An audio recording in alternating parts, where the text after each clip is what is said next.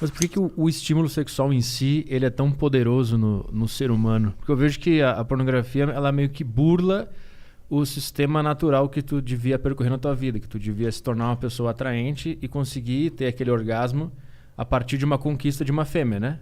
E a pornografia vem e burla isso. Mas por que ela é tão poderosa? Especificamente, por que ela libera tanta dopamina? A pornografia, no caso, porque como você falou, a gente tem libido. Sigmund Freud, grande psicólogo alemão, ou austríaco, se não me engano, não. Mas enfim, o fundador da psicanálise. Uhum. Ele já reconheceu, quase 100 anos atrás, que a gente tem então esse conceito de libido. Ele falou que isso é não só o desejo sexual, mas a energia psíquica nossa também. E esse desejo sexual também, segundo os hindus, então estou meio que tentando contextualizar isso para dar diversas perspectivas. Os hindus falam que essa energia primordial, por exemplo, no daoísmo, é chamado de ki, ou chi. Certo? A gente tem essa energia vital, então, dentro de nós, que nos move. Uhum. Mas, agora como homem, a gente tem pornografia que nos dá todas essas imagens de mulheres nuas, assim, ó, instantaneamente. Então, eu não preciso mais, irmão, hoje em dia, ir pra fora, conversar com mulheres. Uhum. Porque eu tenho pornografia, eu tenho meu celular aqui. Sim. Porque eu vou sair pra balada, irmão, se eu tenho meu celular aqui à disposição. Eu consigo ver todas as mulheres que eu desejo, em qualquer posição, HD, a internet facilitou mais ainda essa parada. Uhum. Você precisa entender que pornografia não é novo, irmão. Arqueólogos descobriram já nudes em cavernas. Caralho. Sim, tipo desenhos de mulheres mesmo. E daí com a revolução industrial, com a era digital, a gente tem então de fato uma indústria multibilionária que lucra justamente com o seu desejo sexual como homem. Uhum. E ênfase homem, porque homens são mais... tem uma tendência maior de se viciarem de fato, porque a gente tem motivos biológicos de testosterona, a gente tem um instinto de reprodução. Eu não digo que mulheres não têm problemas, eu tenho alunas também, eu tenho mulheres com quais eu escrevi, que falaram que também se viciaram, mas homens caem então nessa categoria predominante de serem vítimas. Por que eles caem mais do que mulheres? Qual é a diferença básica? Cara, a princípio basta você analisar a sua natureza como homem. Uhum.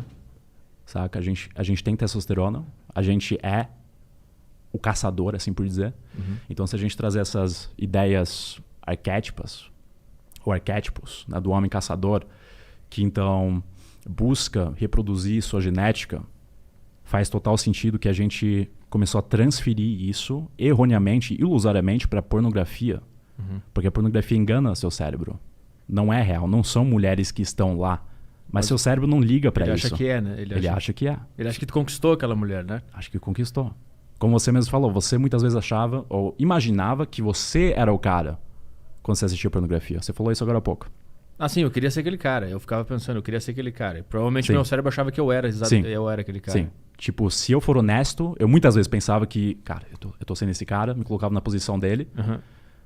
E a gente engana o nosso cérebro com isso, cara. É uma ilusão. A gente se ilude acreditando que isso é real. E obviamente não é. A gente finaliza, então, a sessão de pornografia, muitas vezes com um senso de culpa. É isso que eu sentia. Pra caralho. Então, você chegava à ejaculação, muitas vezes que eu sentia era... Caralho, que nojento. O que eu tô assistindo aqui? Exatamente. Aí, que porra é essa? Tu voltava pra tela e tinha uma pessoa fazendo uma coisa, passando uns pau na cara. Exato. Cara, o que eu tô vendo aqui, meu? Eu tava me estimulando com isso. Que loucura, meu. Exatamente. Eu sempre tive essa sensação de que loucura é essa, depois que eu voltava pra ver, porque eu ficava um tempo refletindo, olhando pro chão, né? Puta, que merda que eu tô fazendo. Exato. Aí eu olhava de volta e tava acontecendo aquela cena ainda, e tudo perdia o sentido depois que eu não tava com mais tesão. Exato. Eu conseguia ver a realidade. Mas tu acha que o tesão ele atrapalha em enxergar a realidade nesse sentido? Se a tesão atrapalha em enxergar a realidade, eu acho que a gente precisa diferenciar entre pornografia e masturbação aqui primeiro. Uhum. Então, pornografia é o problema. Pornografia é a droga. A gente não deve, acredito, condenar masturbação. Aí concordo com o Sadhguru, né, o grande místico, muitos devem conhecer, que fala que a gente não deve condenar a masturbação. A princípio é ok, né? Lógico, tudo... dosado, equilibrado. Não. Quem é esse cara aí que falou? É um místico da Índia, Sadhguru. Ah, tá. Começou a trazer conteúdo também pro mundo ocidental e fala bastante sobre essas questões yógicas, enfim, das culturas orientais. Yógicas? Yógicas, não sei se existe esse termo. Muitas vezes invento termos, cara. Ah, tá. Alemãozão aqui, não conseguindo falar português. E Mas a pornografia se tornou um problema de fato, cara. Aqui, de novo, aqui é um problema. Isso é muito subjetivo, cara. Acho que cada um precisa analisar seu próprio comportamento e relacionamento com a pornografia e ver se realmente faz sentido pra si mesmo. Porque se você, brother, não conseguir ficar 7 dias, uma semana, sem ver pornografia, você é viciado, cara. Desculpa. Não tem... se no dia seguinte tu sente uma vontade de ver, porque o teu cérebro já está reconfigurado. Exatamente. Já está diferente. Exato. Mas, então a libido que a gente tem ela é uma coisa importante e boa. A pornografia, ela vem e corrompe essa vontade. Isso. E como é que a gente usa a libido a nosso favor? Aqui a gente entra num ramo bem interessante. Se você for para a biblioteca, você geralmente vai ver best-sellers de um autor bem conhecido, Napoleon Hill. Você provavelmente já viu, né? Mais Esperto que o Diabo. Eu já li o Quem Pensa Enriquece. O Mais Esperto que o Diabo foi até a metade, não terminei ainda. Maravilha. Então, você, no Quem Pensa Enriquece, se você se lembrar, você provavelmente leu o trecho de transmutação sexual. Você lembra, irmão? Sim. É um dos princípios de sucesso dele. O que é transmutação sexual? Napoleon Hill entrevistou, então, as pessoas mais sucedidas do tempo dele e dedicou 25 anos de sua vida só para descobrir, então, uma fórmula de sucesso. E ele descobriu que nos maiores gênios da humanidade, Edison...